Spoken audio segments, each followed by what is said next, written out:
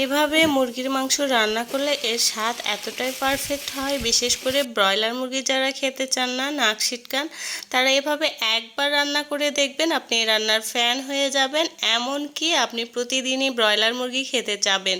তো এখানে আমি সবগুলো মশলা বেটে নিয়েছি, পেস্ট করে সেটা দিয়ে নিয়েছি, আর লবণ, হলুদের গুঁড়ো, মরিচের গুঁড়ো দিয়ে দিয়েছি, আর এখানে পরিমাণ মতো তেল দিয়ে দিয়েছি। আমি গরম মশলা সহ আদা রসুন জিরা একটা পেস্ট করে নিয়েছি। যতগুলো গরম মশলা মাংসে দেওয়া প্রয়োজন হয়, তো অনেকেই গোটাটা দিতে পছন্দ করে, আমি এটা শিলপাটায় বেটে নিয়েছি, এর স্বাদটা আরও অতুলনীয় হয়।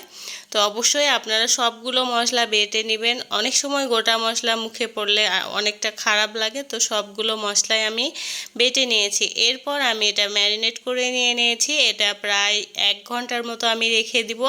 তারপরে আমি বাদবাকি যে মশলা আরেকটা করে নিব। এটা কিন্তু আরও একটা স্পেশাল মশলা। এখানে আমি আদা রসুন পেঁয়াজ এগুলো কিন্তু ভেজে নিচ্ছি। আমি অল্প তেল দিয়ে নিয়েছি, দেওয়ার পর এগুলো একেবারে লাল লাল করে ভেজে নেব। এখানে আমি কোনো কাঁচা কিছুই ব্যবহার করব না, এতে করে এর স্বাদটা কিন্তু অনেক গুণে বেড়ে যাবে। এভাবে করে যাতে পুড়ে না যায় আপনারা লাল লাল করে একেবারে ভেজে নেবেন। আমি ভেজে নিয়েছি, নেওয়ার পর দেখতে পাচ্ছেন পাটায় বেটে নিচ্ছি। তার আগে আমি কিছু শুকনা মরিচ ভেজে নিয়েছিলাম, দেখতে পাচ্ছেন হালকা করে, আর জিরা ভেজে নিয়েছি। নেওয়ার পর সবগুলো মশলা আরও একটা ম্যাজিক মশলা তৈরি করে নিচ্ছি। এটার জন্য কিন্তু এর স্বাদটা এত বেড়ে যায় আপনি কল্পনা করতে পারবেন না। দেখতে পাচ্ছেন একেবারে মিহি পেস্ট হয়ে গেছে। এই মশলাটার ফলে মাংসটার মধ্যে একটা আচারি ভাব চলে আসে, যেটার জন্য আসলে গোটা বাড়ি ঘ্রাণে মও করে, আর মাংস আপনার খেতেই ইচ্ছে করবে। তো দেখতে পাচ্ছেন এরপরে আমি তেল গরম হয়ে এসেছে, এরপর যে মশলাটা করে নিয়েছিলাম সেটা দিয়ে দিয়েছি।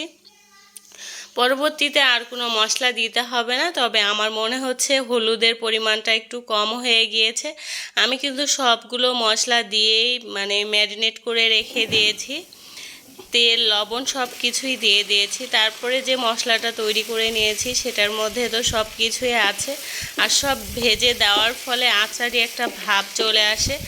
আর এই রান্নাটা করতে আমি কোনো রকম পানি ব্যবহার করব না। যে বাটিটাতে ম্যারিনেট করে রেখেছিলাম সেটা ধুয়ে অল্প একটু শুধু পানি ব্যবহার করব। তাছাড়া কিন্তু দেখতে পাবেন যে ঢাকনা দিয়ে রাখলে এর মধ্যে থেকে অনেকটাই পানি বের হয়ে চলে আসবে। আর এমনিতে ব্রয়লার মুরগি কিন্তু খেতে ভালো লাগে না, অনেকে পানি দিয়ে রান্না করে এজন্য। আর যে মশলাগুলো দেওয়া হয়েছে সেগুলো যদি এভাবে দেওয়া হয় কোনো গন্ধ থাকবে না, এতটা স্বাদ হবে আপনি বুঝতেই পারবেন যে কতটা মুখরোচক হয় খেতে। আপনি একবার বাসায় ট্রাই করে দেখবেন। আর এভাবে করে এটা কিন্তু প্রায় 15 থেকে 20 মিনিটের মতো একটু ভাজা ভাজা করতে হবে। আর ভিতর থেকে এমনিতেই কিন্তু অনেকটাই জুসি জুসি টাইপের পানি বের হবে, আর মাংসটা জুসি জুসি টাইপের হবে।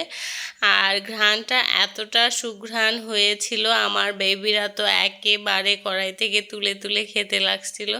যখন রান্না করে রেখে দিই মাংসটা এতটা স্বাদ হয়েছে। তো দেখতে পাচ্ছেন আমি একটু করে ঢাকনা দিয়ে প্রায় 5 থেকে 10 মিনিটের মতো রাখছি আর নেড়ে চেড়ে দিচ্ছি। আর এই পর্যায়ে চুলার আঁচটা মিডিয়ামের থেকে একটু কমে রাখতে হবে, এতে করে মাংসগুলো একেবারে ভাজা ভাজা মতো হয়ে যাবে। আর দেখতে পাচ্ছেন কালারটা কতটা সুন্দর হয়ে এসেছে, এরকম একটু লালচে কালচে কালার চলে আসবে, তখনই বুঝবেন মাংসটা হয়ে গিয়েছে। আর আমি এভাবে একটু ভুনা ভুনা টাইপের ভাজা ভাজা টাইপের করেই কিন্তু নামাবো। আপনারা চাইলে হালকা একটু পানি দিয়ে তারপরে করতে পারেন, কিন্তু এই মাংসটার স্বাদ কিন্তু এভাবেই হয়। তো এই পর্যায়ে মাংসটা দেখতে পাচ্ছেন হয়ে গেছে, অনেকটাই কালারটা চেঞ্জ হয়ে এসেছে। তো এই গরম গরম ভাতের সাথে মাংস যদি হয় আপনার আর কিছুই লাগবে না, এতটা সুস্বাদু। যারা ফার্মের মুরগি খান না তারা এভাবে একবার হলেও ট্রাই করে দেখবেন, আপনি এতটা পছন্দ করবেন এই রেসিপিটা। বাচ্চা থেকে বড় প্রত্যেকটা মানুষেরই পছন্দ হবে। আপনারা হয়তো অলরেডি দেখেই বুঝতে পারছেন যে মাংসটা কতটা সুস্বাদু হয়েছে। মাংসের মধ্যে কোনো রকমের আষ্টে গন্ধ থাকবে না, মাংসটা খেতে অনেকটাই একেবারে আচারের মতো। তো অনেকটাই গরম ছিল, তারপরেও আপনাদের দেখানোর জন্য গরমের যে স্বাদটা কিন্তু অনেক বেশিই ছিল।